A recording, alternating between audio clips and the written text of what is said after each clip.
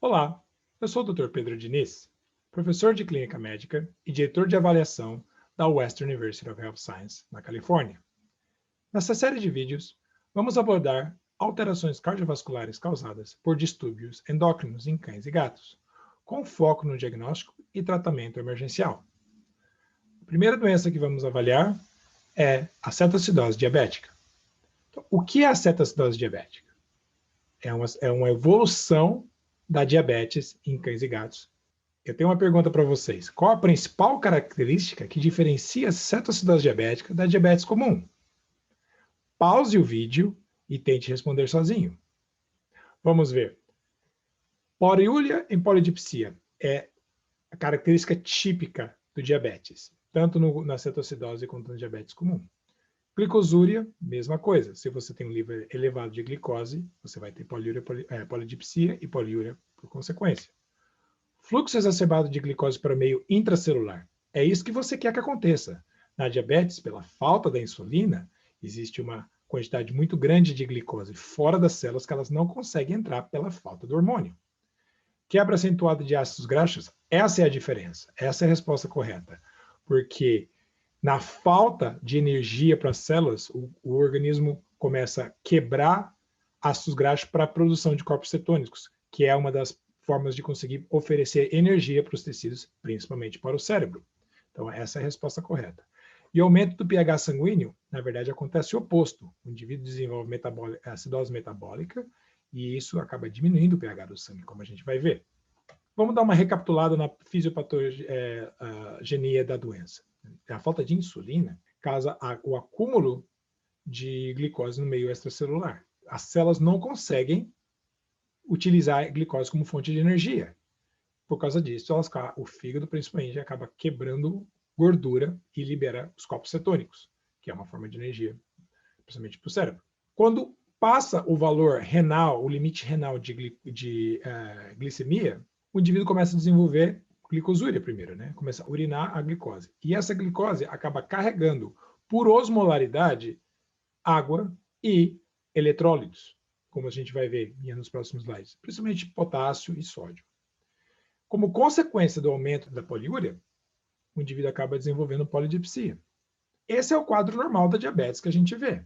O que acontece no quadro de cetoacidose diabética, algum outro fator de estresse do organismo aumenta a resistência periférica à insulina, porque os tecidos, dependendo do nível da diabetes, os tecidos ainda estão respondendo parcialmente à insulina, ou existe uma produção mínima de insulina. Quando ocorre aumento da resistência periférica da insulina, começa a acontecer a quebra exacerbada da gordura para a produção de corpos cetônicos, e aí o indivíduo começa a desenvolver cetoacidose. Quais são os motivos que levam o indivíduo com diabetes a desenvolver cetoacidose? Existem vários, eu listei alguns aqui, só para a gente poder discutir. Então, qualquer tipo de doença infecciosa, o paciente está doente, ele vai desenvolver esse quadro de estresse, liberação de catecolaminas. Pancreatite aguda é um caso muito comum, principalmente em gatos. Glicocorticoide, qualquer uso de glicocorticoide exógeno ou a produção endógena de glicocorticoide. Outros hormônios, como, por exemplo, acetato de megestrol, hiperadenocorticismo, que é o aumento do cortisol endógeno, pela simples desidratação por alguma outra doença, vômito, diarreia, uma intolerância alimentar, ou se por acaso ele estava tomando insulina, já estava tratando e por acaso parou o tratamento, ou a insulina parou de ficar efetiva, parou de funcionar. Essas são algumas das situações que podem acontecer dentro de um universo de várias outras. Como consequência, esse indivíduo agora entra num quadro severo de desidratação, acidose metabólica, a azotemia por causa da desidratação e pode chegar ao choque hipovolêmico e morte. Se não tratado, a doença vai levar o paciente à morte. Do ponto de vista de cardiologia, o que é importante para a gente? Que alguns sintomas cardíacos, como a gente vai ver, são consequências desse mecanismo, principalmente a alteração de eletrólitos e a própria desidratação metabólica, a acidose metabólica. Portanto, é imperativo você tratar a doença de base do que tentar tratar alguma arritmia específica. Então, em termos de apresentação clínica, quadro clássico de diabetes, o que a gente vê? Poliúria, polidipsia, polifagia e perda de peso. Agora, quando ele desenvolve cetoacidose diabética é quando a gente começa a ver outros sintomas, como vômito, fraqueza, anorexia, apatia e o hálito cetônico. Um paciente diabético que começa a ter vômito é um paciente que potencialmente pode desenvolver cetoacidose diabética particularmente muito rápido. Em termos de alterações laboratoriais, quais são o que a gente espera ver? Bom, fora o clássico aumento da glicose no sangue e a presença de glicose na urina, a cetoacidose diabética é caracterizada por presença de corpos cetônicos na urina. Importante lembrar que o dipstick, o teste de urina rápido de fita, ele não pega todos os corpos cetônicos produzidos na diabetes. O beta-hidroxibutirato não é detectado. De modo geral, o teste é sensível e a gente recomenda utilizar na prática, mas é sempre importante mandar uma amostra para o laboratório para fazer o teste mais completo. Em termos de acidose metabólica, é uma consequência da doença e o pH pode ficar particularmente muito baixo e necessitar tratamento específico. Então, no caso, um pH abaixo de 7,3 ou bicarbonato abaixo de 15, eu vou falar um pouco mais daqui a pouco, no próximo slide. E também você tem a disponibilidade de fazer análise de gases, você pode analisar o anion gap, ou gap de ânions. Se você precisa de recordar um pouco sobre o gap de ânions, tenho aqui um diagrama para a gente ver. Então, o que é o gap de ânions? Existe um balanço no sangue entre os cátions e os ânions, sendo os cátions principais, o potássio e o sódio, e os ânions, o cloro e o bicarbonato. E a diferença entre eles é o gap dos ânions, que são outros componentes do sangue.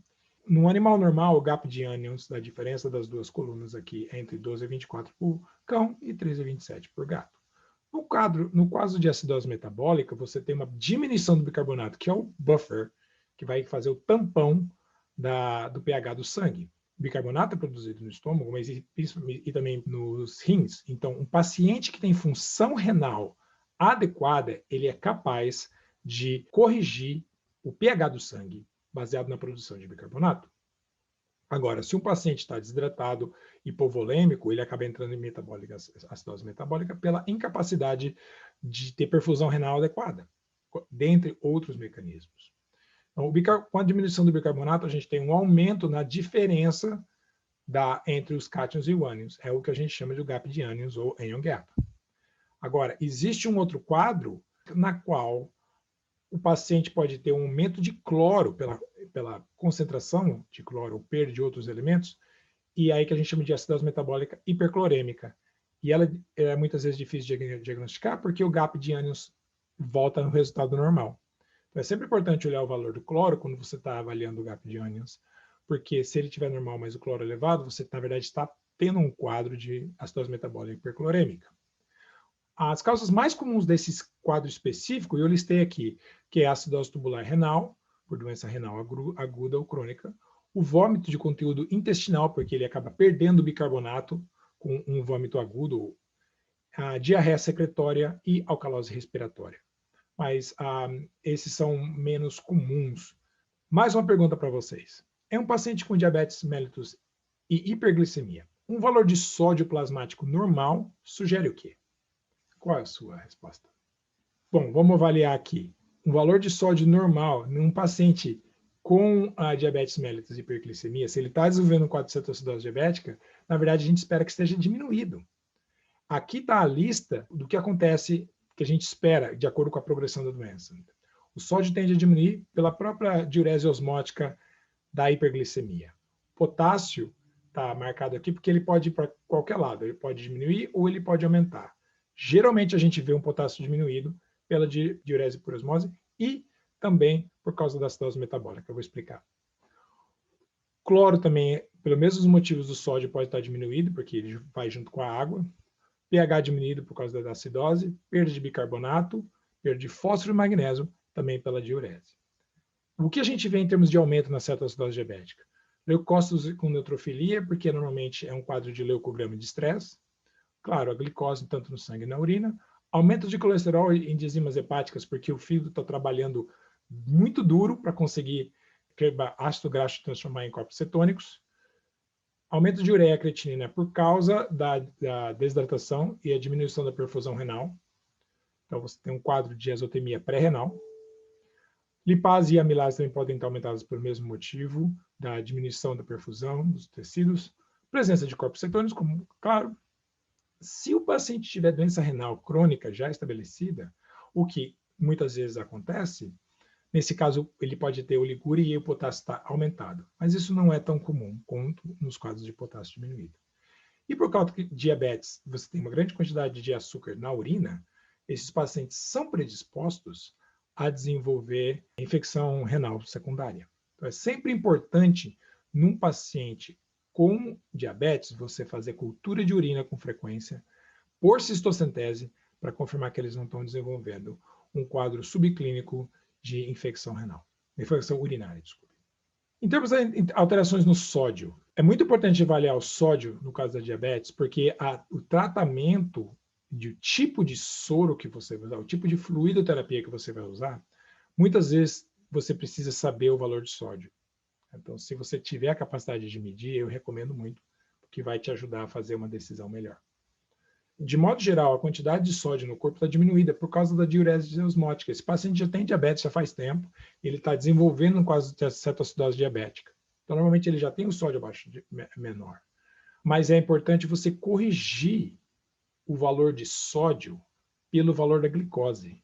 Então, tem uma fórmula que a gente usa, porque para cada 100 miligramas por decilitro de glicose que aumenta, você tem uma perda de sódio pela diurese osmótica de 1,6 miliequivalentes por litro. Então, a gente usa essa fórmula que está em azul aí, na qual você pega o valor de sódio que você mediu, e aí você soma com, você pega o valor da glicose, que está do mesmo dia, subtrai de 100, multiplica pelo esse fator de correção, 0,016, e soma os dois. Então, usando essa fórmula que você corrige o sódio, para você ter uma ideia, baseado no sódio corrigido, qual o tipo de soro que é melhor para você utilizar. Né? Não se esqueça que o sódio, se o paciente tem mudanças bruscas de sódio, aumenta a concentração no sangue muito rápido ou diminui muito rápido, você pode predispor o indivíduo a começar a desenvolver sintomas neurológicos. Então, é muito importante você não causar mudanças bruscas na concentração de sódio. Em relação ao potássio, o potássio é um dos eletrólitos mais importantes do ponto de vista do coração, porque quando ele está aumentado ou quando ele está diminuído, ele vai causar arritmias cardíacas. Normalmente, em alterações do sódio, a gente não vê arritmias específicas, mas do potássio, com certeza. E o eletrocardiograma pode ser até um diagnóstico complementar auxiliar para você detectar alterações no valor do potássio. Então, é sempre importante medir o valor de potássio, como eu falei. A gente espera que ele esteja diminuído na maioria dos casos de cetoacidose diabética, mas ele pode estar aumentado se o paciente tiver azotenúria. Mas o problema é que quando você começa uma terapia de insulina num paciente diabético, a insulina ela vai fazer com que a glicose vá para dentro da célula. Mas o potássio ele tem a tendência de ir junto com a glicose para dentro da célula.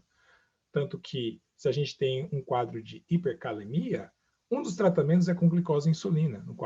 Um quadro grave, severo, de risco à vida, a gente até utiliza esse protocolo de glicose com insulina para puxar, empurrar o potássio para dentro das células. Quando o paciente desenvolve um quadro de diabetes crônica e depois cetoacidose diabética, ele vai perdendo potássio por a diurese osmótica, e se você começar a insulina logo de cara sem avaliar o valor de potássio, você está arriscado jogar esse paciente com um quadro de hipotassemia, hipopotassemia severo. Né?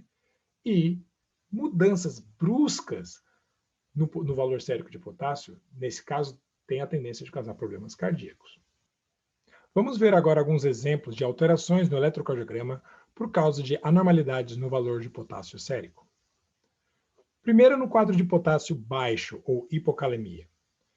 Esse exemplo aqui é de um ser humano, mas se aplica da mesma forma para cães e gatos, pois a condução cardíaca no coração de cães e gatos e seres humanos é bem semelhante. Quanto menor o valor do potássio sérico, a gente começa a ver alterações na onda P, principalmente em termos da largura da onda P e da altura da onda P. Está associado com a dificuldade da despolarização dessas células.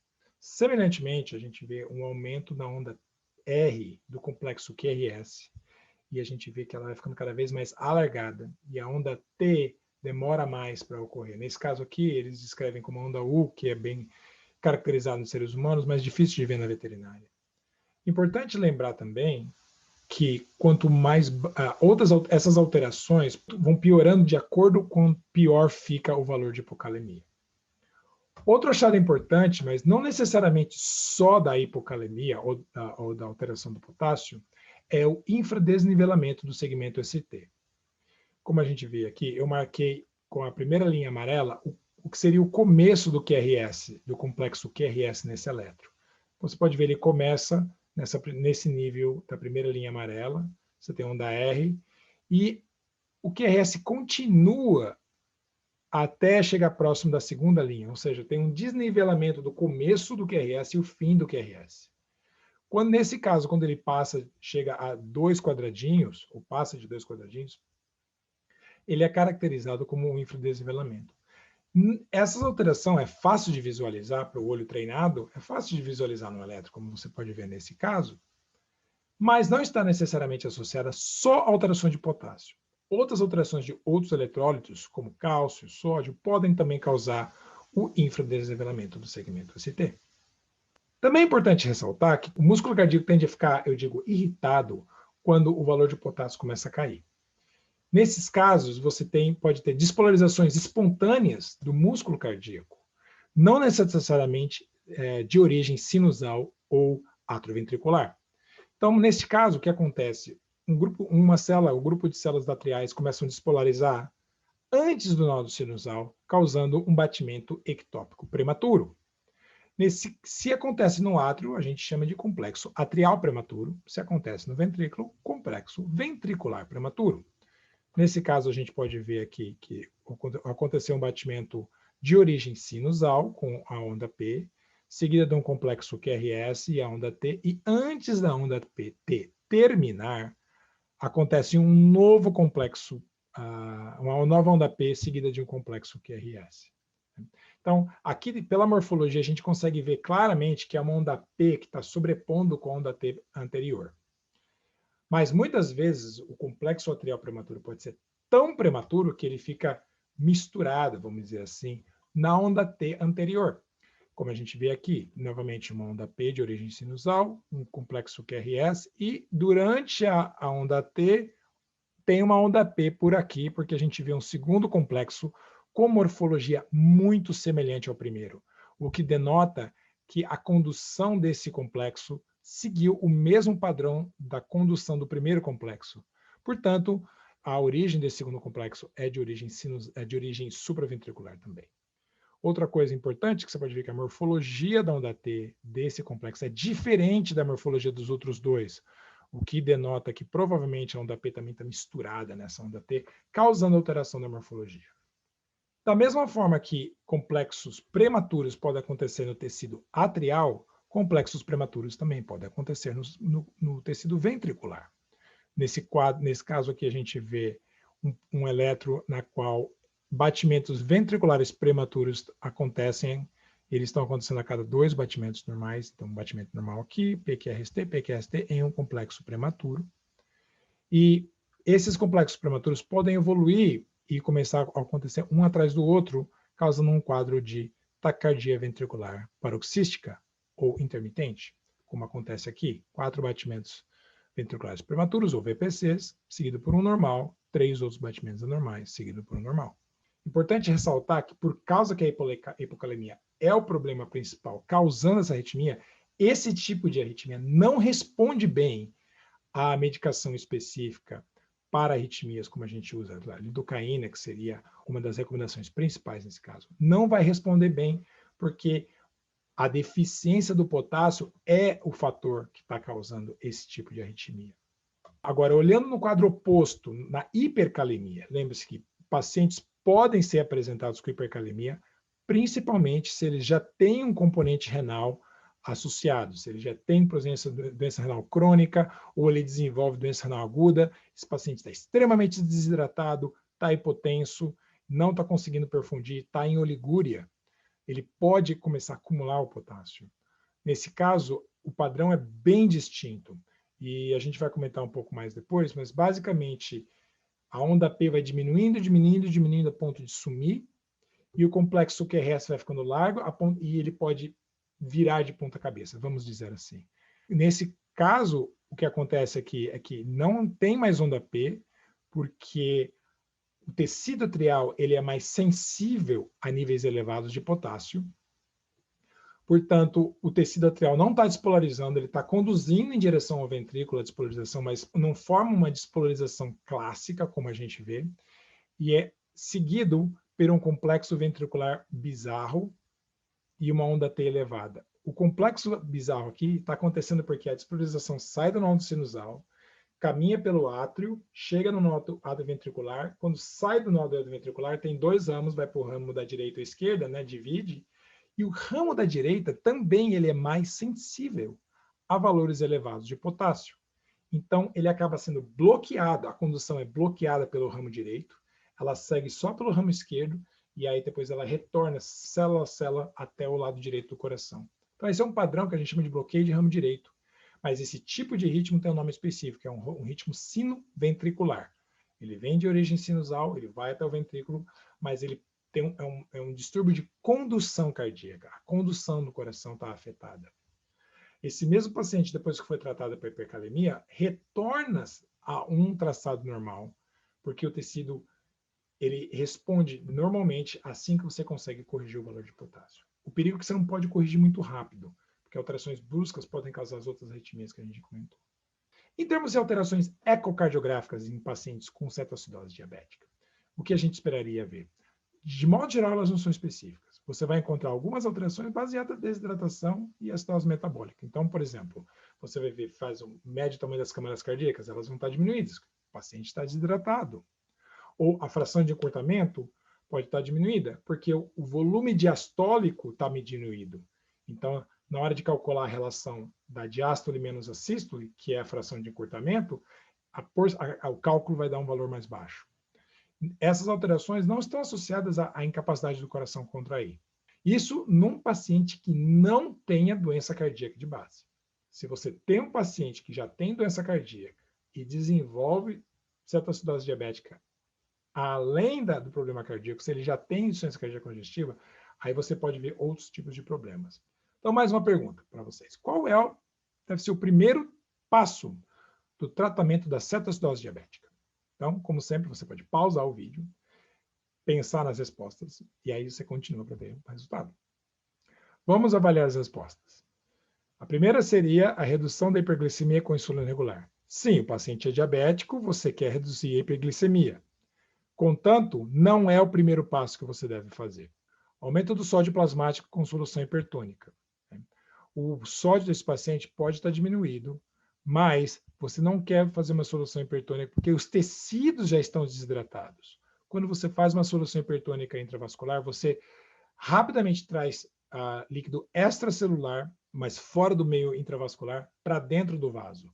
Isso é uma solução que a gente usa para ressuscitação, mas não é a solução adequada nesse caso, porque os tecidos já estão passando por um processo de desidratação. Você não quer piorar. Diminuição do potássio plasmático com furosemida IV. O potássio pode estar diminuído nesses casos, então você não quer causar uma hipocalemia pior do que já está. Tratar infecções com antibiótico IV. Sim, muitos desses pacientes têm uma infecção secundária, que foi uma das causas de ter levado o paciente a desenvolver cetoacidose diabética, ou o paciente diabético já é predisposto à infecção urinária crônica, mas não é o primeiro passo. O que você quer é restaurar o volume. E essa é a parte muito importante, porque o paciente desidratado ele precisa perfundir os tecidos para auxiliar na extração das toxinas e melhorar o pH, diminuir a acidose metabólica.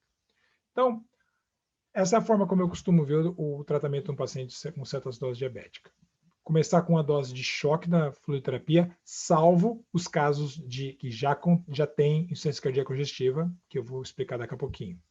O seu objetivo é expandir o volume desse paciente para que o coração tenha o que bombear. Se você tem certeza que o coração está bombeando bem, você tem que expandir o volume para aumentar a pré-carga, para que esse coração possa expandir e contrair de uma forma mais efetiva. Lembrando da lei de Frank-Starling, que se o coração, quando o músculo cardíaco se expande, ele consegue contrair com uma quantidade de força maior, sem aumento de gasto energético.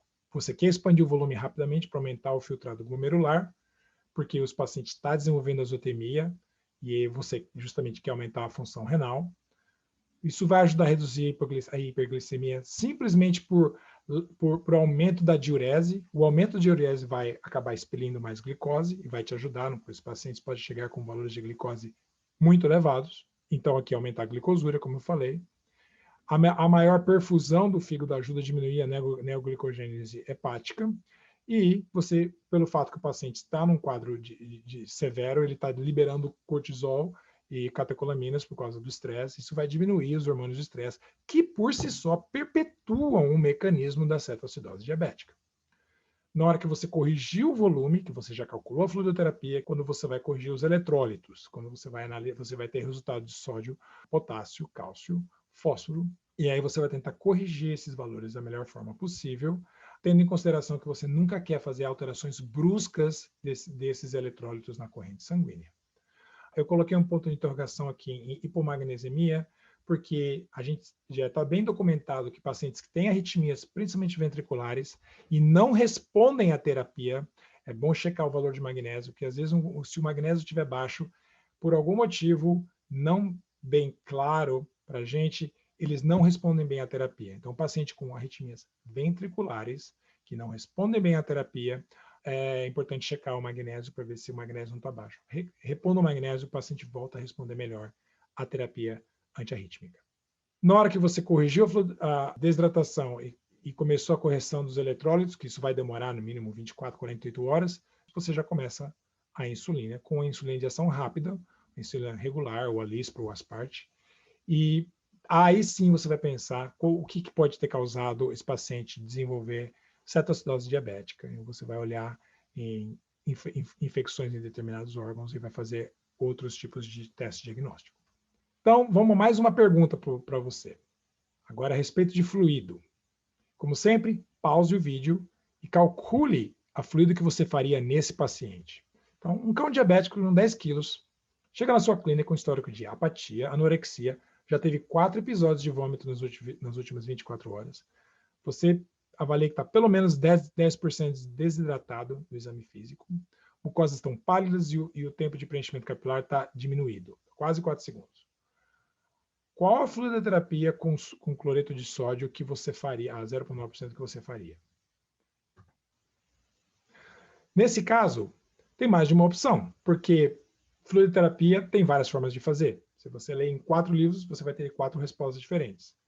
Eu considero que você pode ser mais agressivo, dependendo, esse paciente está quase em choque com um preenchimento capilar tão ruim assim, já tem mucosas pálidas. Você pode optar por uma fluidoterapia mais rápida, mais agressiva, de 800 ml nas primeiras 2 horas, seguido de manutenção de 35. Esse paciente vai precisar por volta de 1,6 litro, 1,7 litro nas próximas 24 horas, dada a desidratação de 10%, mais uma manutenção de 60 ml por quilo por hora, e provavelmente você ainda vai ter que monitorar se ele continuar tendo vômito, porque você tem que repor o vômito, repor o líquido que ele está perdendo pelo vômito. Outra opção que também estaria correta é ser um pouco menos agressivo na quantidade de fluido no começo da terapia, começando com 300 ml, 320 na primeira hora, depois reduzir a dose nas primeiras 5 horas, o que dá as primeiras 6 horas de terapia, depois mantendo a fluidoterapia em 24 horas. Essas 2 opções seriam corretas aqui e depende muito de quão severo o paciente está se apresentando a você. Mas, de modo geral, na minha experiência clínica, salvo o paciente se o paciente tiver insuficiência cardíaca congestiva, é diferente, a regra é outra. Mas se o paciente não tem insuficiência cardíaca congestiva documentada antes de ter vindo para a clínica, eles normalmente respondem bem a uma terapia de fluido agressiva para a expansão rápida do volume. Em termos de volume da fluidoterapia, num paciente que não tem insuficiência cardíaca congestiva, a recomendação é uma dose de choque. Eu tenho aqui as doses para vocês nos primeiros 15 dias. Você pode fazer uma dose rápida nos primeiros 15 minutos, ou você pode fazer a dose de 80 ml por quilo para o cão, ou 60 para o gato nas primeiras 1 e 2 horas. Eu costumo usar muito essa dose, próximo de 100 ml por quilo na primeira hora. Nunca tive problema no paciente desenvolver edema pulmonar por causa dessa dose. Mas é importante lembrar que você não quer fazer essa velocidade de fluido tão rápida na primeira depois das primeiras 2 horas. Lembre-se que o cálculo da fluido, nesses casos, é mais do que simplesmente uma vez manutenção, 2 vezes a manutenção, 3 vezes a manutenção. Isso não é uma forma apropriada de calcular. O ideal é você calcular a desidratação dele, somar com o valor que ele tem que tomar de manutenção nas próximas 24 horas e tentar estimar alguma perda por vômito e diarreia. Ou no caso, lembre-se que diabéticos são poliúricos, então quando você começar a fazer fluido, vai começar a sair muita glicose pela urina, ele vai urinar muito, então normalmente você tem que adicionar mais fluido ao seu cálculo, porque ele é um paciente que tem poliúria até a glicose abaixar, para abaixo de 200 miligramas por decilitro. E o mais importante da fluido não é calcular, pôr lá na veia e esquecer. O mais importante é reavaliar o paciente constantemente. A melhor forma de avaliar um paciente é simplesmente pesá-lo na balança, porque 1 quilo é 1 litro. Se ele está mantendo o fluido, ele não está perdendo na poliúria, você consegue ver isso na balança. Então, é uma das formas muito simples. Eu não recomendo cateterizar esses pacientes, principalmente porque pacientes com diabetes têm a tendência natural de desenvolver infecção urinária. Então, você não quer empurrar nenhuma bactéria de volta para dentro da bexiga. Então, eu não recomendo cateterizar. Eu recomendo, se você puder pesar ou você puder medir o quanto esse paciente está urinando, ajuda bastante a você ter uma ideia se ele está produzindo mais de 1 a 2 ml por quilo por hora, que é o valor normal de produção urinária. Se o paciente é cardiopata, aí a regra é outra. Porque se o paciente é cardiopata, normalmente é um paciente que tem dificuldade de manejar volume. É um paciente que já não tem um coração que bombeia bem, por algum motivo, ou uma válvula que não está funcionando, ou músculo cardíaco que não está funcionando. Nesse caso, se ele não está em Pimobendan, eu recomendo você pôr o paciente em Pimobendan. E Pimobendan, ele funciona muito bem, a partir de meia hora a 1 hora, por via oral, ele já está funcionando. A outra opção é a dobutamina. A dobutamina você tem que fazer infusão contínua, então você tem que preparar uma diluição em salina e calcular a dose e ter uma bomba de infusão específica para a dobutamina. É um quadro muito mais complicado de você conseguir montar. Por isso eu recomendo, se o paciente puder tomar Pimobendan, eu recomendo, porque se ele não estiver tomando, porque em menos de 1 hora ele já vai estar funcionando e vai ajudar a dar um suporte cardíaco para esse coração empurrar esse líquido para frente. Que agora você tem 2 problemas. Tem um paciente que é cardiopata e desidratado. Então, um paciente cardiopata desidratado, ele é perigoso porque ele precisa dar fluido para aumentar a perfusão renal, aumentar a perfusão do próprio coração, dos outros órgãos, mas você não pode fazer a fluido muito rápida, porque senão vai tudo para o pulmão. Okay? Então, a dose de manutenção no paciente cardiopata é menor, é de 30 a 40 ml por quilo por dia, em 24 horas. E nesses casos, não é recomendado dar uma terapia de choque, fluido de choque. É recomendado você dividir a dose da fluidoterapia de manutenção, mais as perdas, mais reposição da desidratação, divide em 24 horas. Ou seja, esse paciente vai demorar muito mais tempo para se recuperar, porque você não pode expandir o volume dele rapidamente. E sempre monitorar débito urinário e monitorar a auscultação desse paciente. Se ele está desenvolvendo crepitações, é porque o fluido está indo muito rápido. Agora, que tipo de fluido que você vai usar? Eu trouxe essa tabela que tem um resumo básico da composição dos fluidos que a gente costuma utilizar, né? E eu marquei em vermelho algumas coisas importantes para salientar a respeito dos fluidos. Solução salina de 0,9, né? É o tradicional, mas tem 2 coisas importantes a lembrar. Primeiro, que comparado ao plasma, que tem 145 miliequivalentes de sódio, solução salina tem mais sódio. Ela tem a quantidade maior de sódio do que o plasma.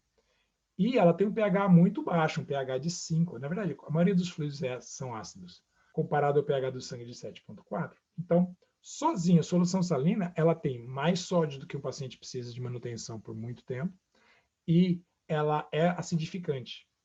Então, é importante você lembrar que você vai usar a solução salina para expandir o volume, mas na hora de manter esse paciente em fluidoterapia depois por 24 horas, 48 horas e assim for, você não quer manter o paciente só na solução salina, porque você vai acabar dando mais sódio do que ele precisa, e ela não tem nenhum tipo de buffer, de tampão, e acaba causando, dificultando o retorno da acidose metabólica.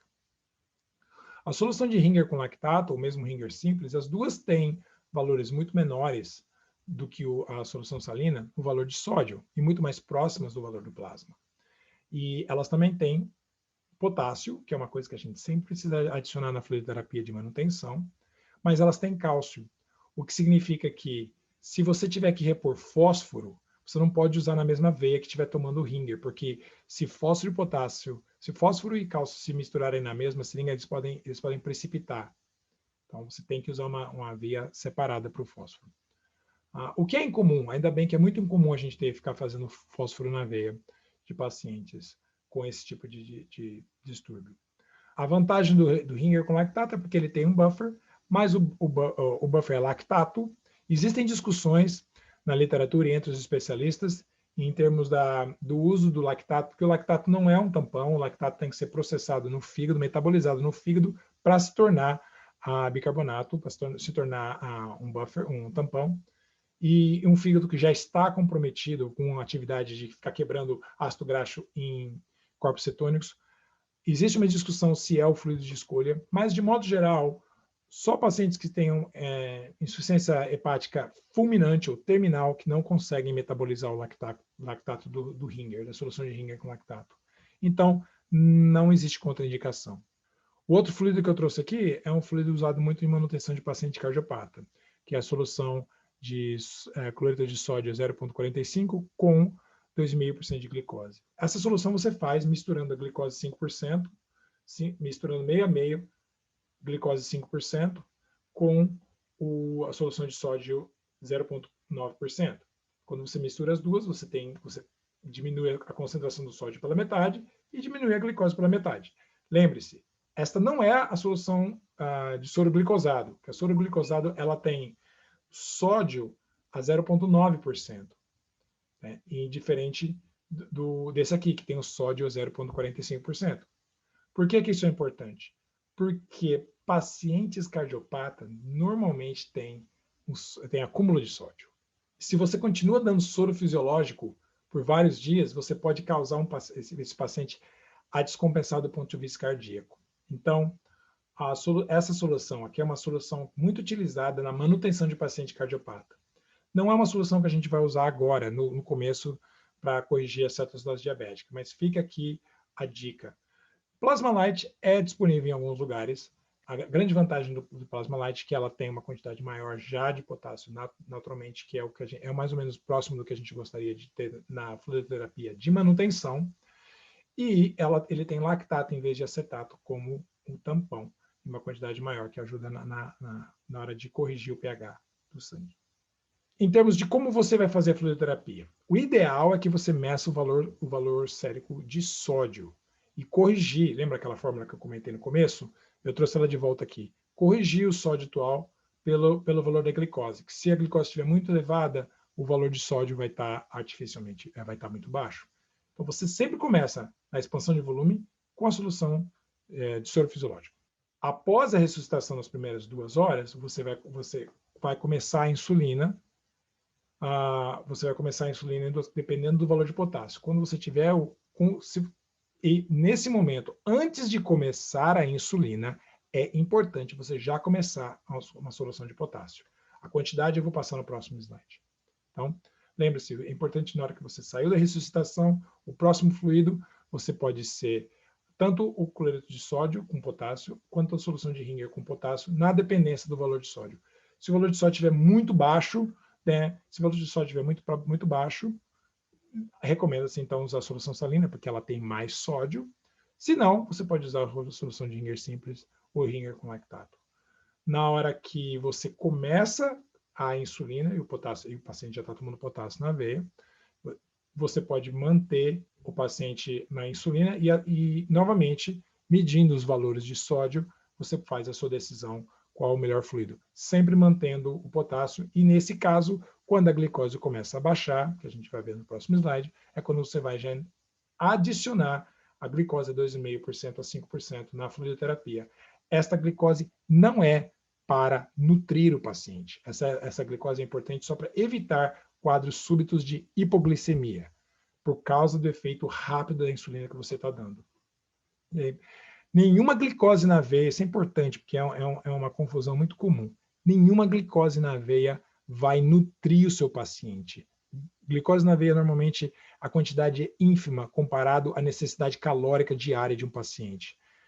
Não tente se enganar dando glicose na veia, achando que está nutrindo um paciente. Em termos do potássio, como eu falei, quanto de potássio você tem que pôr no fluido na hora que você acabou de fazer, depois que você fez a ressuscitação, da expansão de volume? Depende do valor sérico. É importante medir nesses casos. Se você não souber, você trabalha pelo menos com 30, 40 miliequivalentes por litro. Mas quanto menor o valor de potássio, maior no potássio sérico, maior o valor que você tem que adicionar no fluido. Esses são os valores de um fluido tradicional e um fluido de cetoacidose. Tradicionalmente, eu trabalho com 20 miliequivalentes por litro de potássio, estimando que o paciente vai estar entre 3,5 e 4. Agora, um paciente com cetoacidose diabética, a gente já sabe que a chance de o potássio estar baixo é muito maior.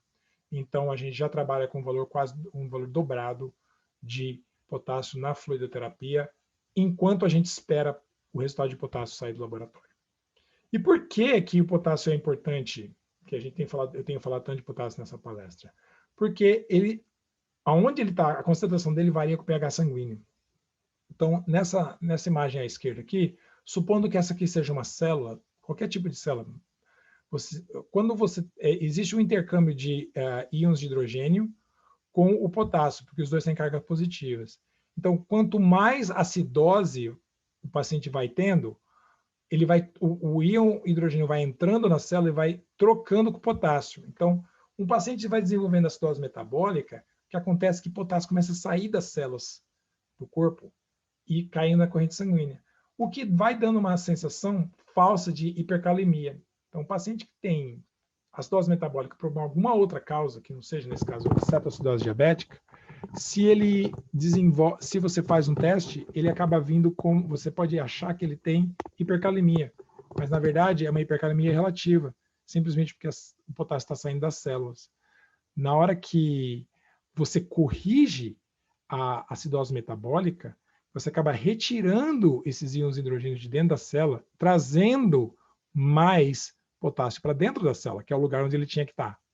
Como consequência, o valor sérico do potássio cai e você pode acabar causando piora na hipocalemia. Então, de modo geral, tratando um paciente com acidose metabólica, a tendência é o potássio sérico cair, porque ele vai começar a translocar de volta para dentro da célula. A terapia da cetoacidose diabética, depois que você expandiu o volume e provou e ofereceu um aporte adequado de fluidoterapia e já começou a reposição de potássio, a próxima parte é começar a oferecer a insulina. Então, a insulina nessa fase é a insulina de ação rápida, então a insulina regular, ou a Lispro, ou Aspart, e também podem ser utilizadas, e a dose está disponível aqui. O seu objetivo é começar com a insulina a cada hora, até a glicose chegar abaixo de 250 miligramas por decilitro, você tem que medir de hora em hora, e a partir desse ponto você vai começar a oferecer fluido com glicose, como eu mostrei antes. Eu vou mostrar mais detalhes nos próximos slides. Importante que esse indivíduo, depois que no começo você faz IV, e depois você começa a passar para a insulina regular subcutânea a cada 6, 8 horas, e o importante é oferecer comida e água e controle do vômito, como usar medicação Maropitam, por exemplo, para o controle do vômito, porque quando esse paciente começa a comer, você pode começar depois a reduzir, passar para uma insulina de ação mais intermediária. O importante é não ter pressa, é importante que tenha uma queda gradual e que, se for muito rápido, você diminui a dose da insulina. Quando a glicose chega abaixo de 250, é quando você vai começar a adicionar glicose na fluido. E aqui eu fiz até a formulazinha, a receita de como fazer. Quanto de glicose você adiciona para cada litro do fluido que você vai usar. Nesse caso, você já está em manutenção, ou provavelmente você vai estar usando um fluido de Ringer, ou Ringer com lactato. Se o sódio estiver muito baixo, você vai usar a solução fisiológica. Nesse caso, se você quer adicionar a glicose a 2,5% e depois a 5%, para ter certeza que o paciente não vai ter pico de hipoglicemia e começar a ter convulsão durante o tratamento. Mas o que causou tudo isso?